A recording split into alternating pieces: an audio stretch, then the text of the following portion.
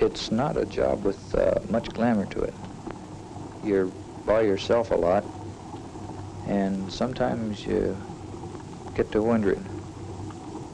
You wonder if anyone really cares.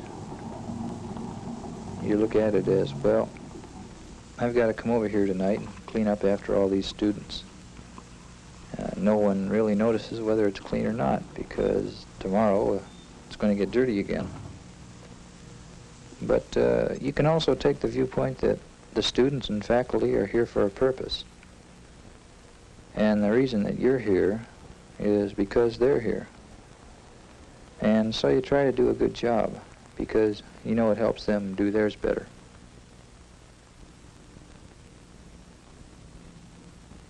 It seems as though that some people think that janitoring is just something that you can go out on the street and pick up a man and he can do it.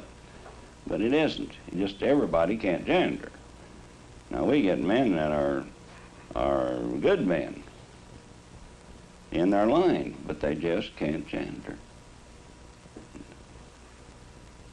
It's getting, I shouldn't say complicated, but it's getting to be more of a particular job now than it ever has.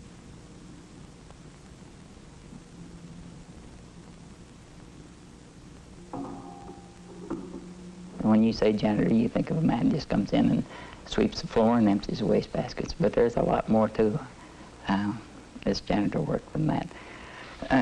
You have to get along with the men is a prime requisite, and then you have to be able to see what has to be done. The word janitor has been given a connotation which is very undesirable. If you go and ask John Doe on the street, who has no connection with the field, give me a thumbnail description of a janitor, he'll give you the type that you see in the cartoons and maybe on television depictions or in the movies or something, which usually some old guy that's got his hat to the side, hasn't got enough brains to come up out of the cellar, and is wearing bib overalls and sloppy pants. And I suppose in some areas this is quite true. Here I've always felt that this type of person couldn't do the work the university expects.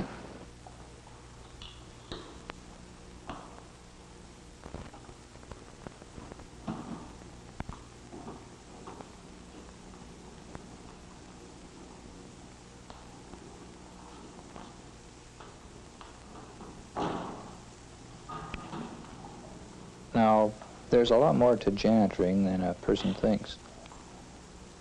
To me, it's more or less an art. I have my supplies and a studio, so to speak.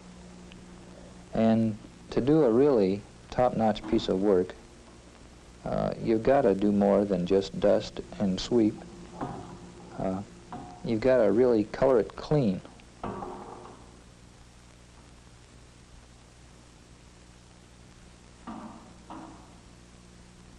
A clean toilet or restroom is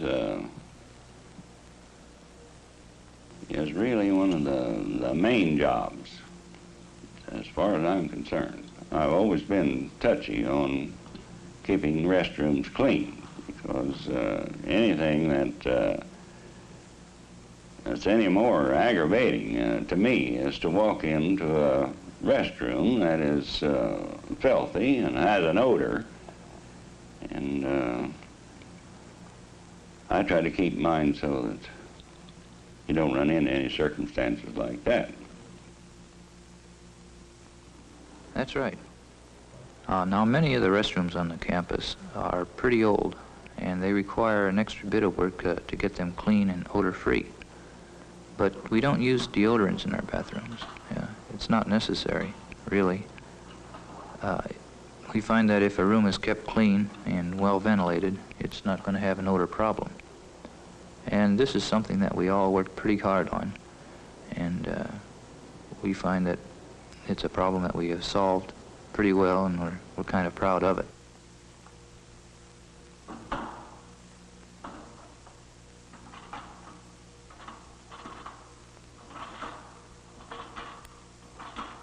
Now this janitering is not a hard job physically.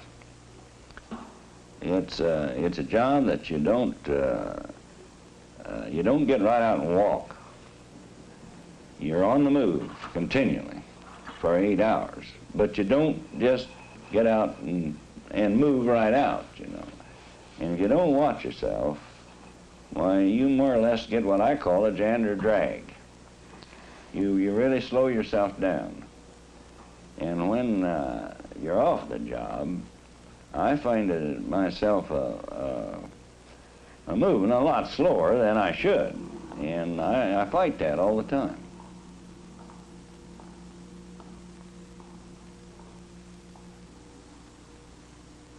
It takes a certain temperament person to do that.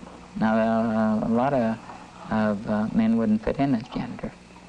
But if they, and I think that is one reason. Another reason why the janitors want to help each other, because they have that feeling of pride in their own work, and they want to help the other man. Because if the man upstairs does a good job, and I do a good job, the building looks better. So if I can help him out, or if there's an extra man comes in and we don't want no complaints on the building, I'll go up there and see that he knows the job, so that we can keep, because we want this building to look nice.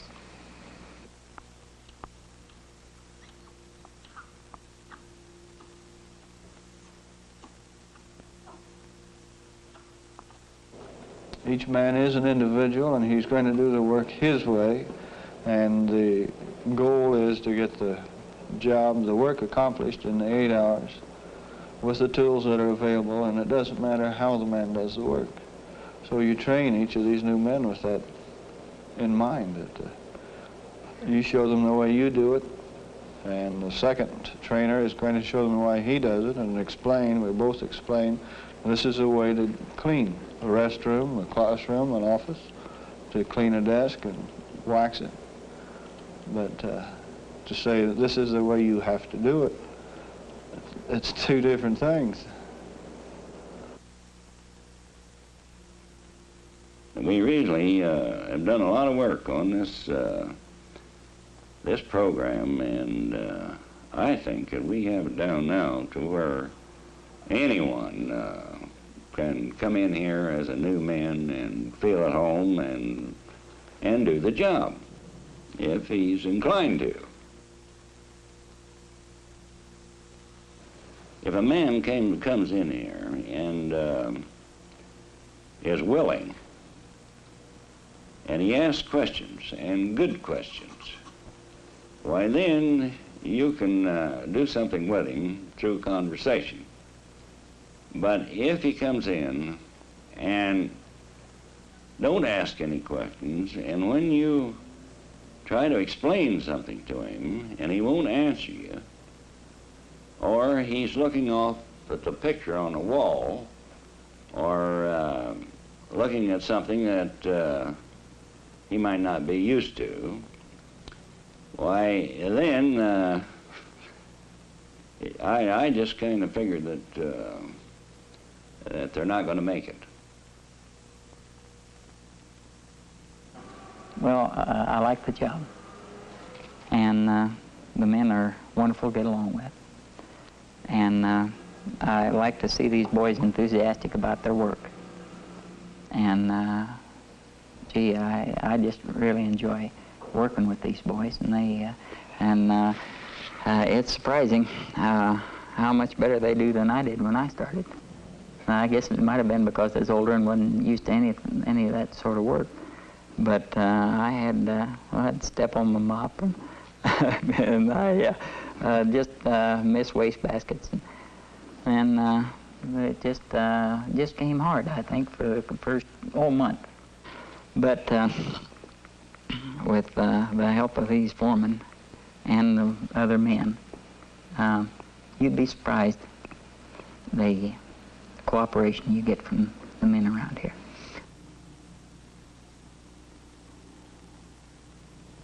Now we try to make them feel at home. That's one of the first things. you take a man that comes in off the farm, for instance. Now he's never been around. He's actually nervous. He's actually scared. A building of this size scares him, and so it's a day-by-day procedure. The first day, I like to have him just. I try to acquaint him with the tools that we use, and then have him watch me. If I see that a man's getting nervous, why then I hand him the duster and let him try the duster.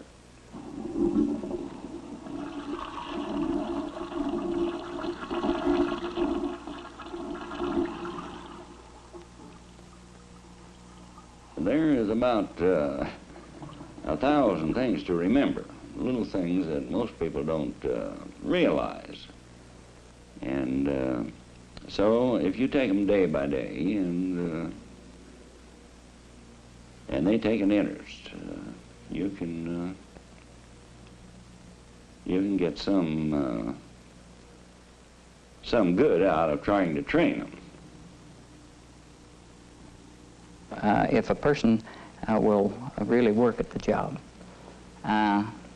he doesn't have to worry about it, but he has to be interested in it. And there's a lot of satisfaction you get when one of the foremen come in and say, "Man, that floor really looks nice," where there have been scuff marks and all, and you've taken them out, which isn't necessary as far as the job goes, but it does give you a lot of feeling of satisfaction to think that they notice. And these men are trained to do that. And whether you know they notice it or not, a lot of times they might not say anything, but you know they know the job is up.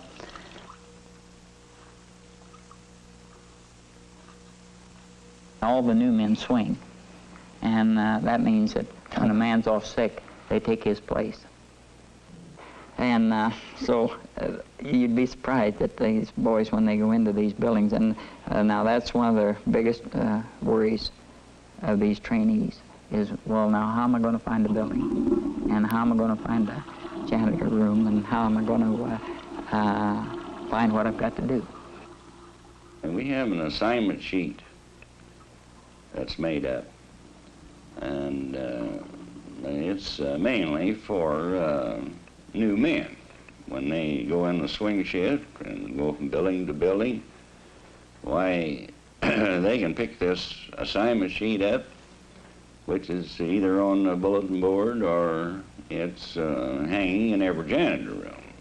And when they get that, it tells them where they can get their tools, and whatever room, it has the room numbers, and it tells you whether or not it's a classroom or what it might be. But we also have the time element there. And say that you yourself would start in here and it'd come 9 o'clock and you would wonder, well, where am I at?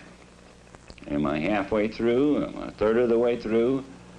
All you have to do is refer to your assignment sheet and you know where you're at. Now, we can't, we don't try to follow it to the minute or even to 5 minutes. But if you're 20 minutes before or ahead or 20 minutes behind, why, you're going to get over your assignment.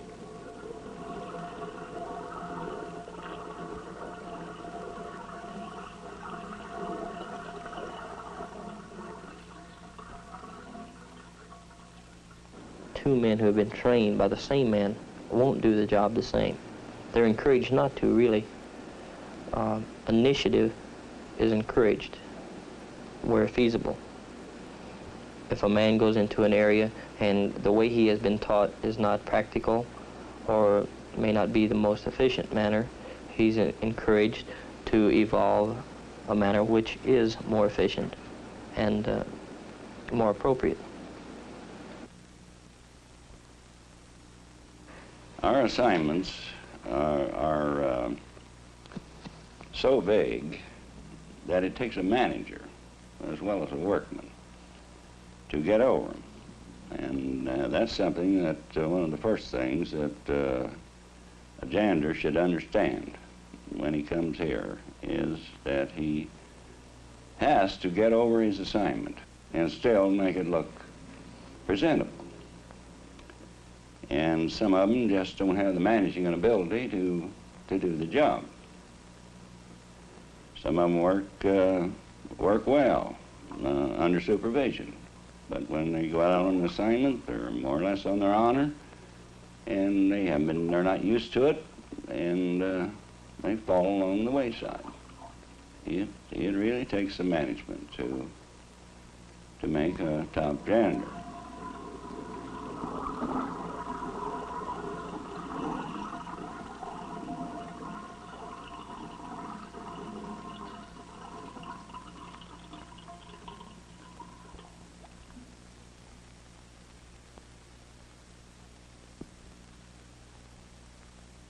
The foreman's job depends on the men as well as men's job depend on the foreman. So it's like the vice president and the general manager. They have to work together as far as getting the job done, and they seem to do a good job.